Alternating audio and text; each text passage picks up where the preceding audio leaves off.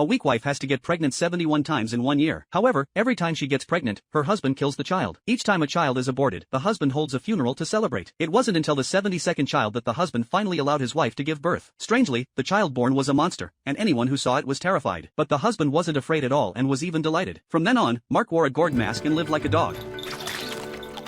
Though he had one less leg, he could run much faster than most humans. When he was thirsty, he ate frogs. When hungry, he ate leftover dog food. Life was still somewhat joyful. But one day, a chance encounter changed his fate. On that day, Mark's father was teaching his children to dance, but his two kids couldn't learn at all. His father repeated the lessons, but the children remained hopeless. Mark, however, merely peeked and immediately learned the dance, and he performed it excellently, even adding his own creative touch. Though he looked like a monster, his dancing ability was outstanding. From that moment, he fell in love with dancing and practiced for hours every day. Dancing brought new joy to his life, and he even hoped his father would appreciate him. But Mark didn't expect that when he danced perfectly, an accident happened. His legs suddenly turned into human legs. Mark was overjoyed when he saw this, and he ran to the crowded places to share his happiness. He thought that now that he had human legs, the villagers would treat him like a normal person. However, when he passed by children, they still looked at him strangely, which made Mark dislike them even more. One day, he finally removed his mask. Sure enough, when the villagers saw his face, they ran away in fear, but Mark was oddly happy.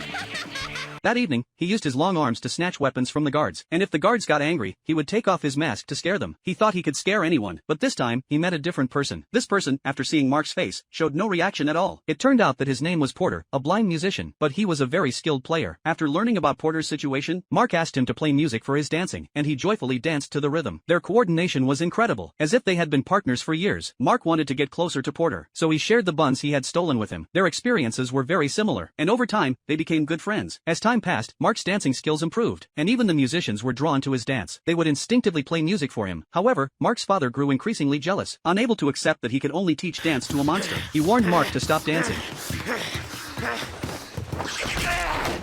Years later, Mark arrived in a new place, still not understanding why he was different. Every time he danced, his body seemed to become more human, like a gradual upgrade. He could also see the souls of those who could not be reincarnated, all of whom were soldiers with tragic fates. This gave Mark plenty of inspiration.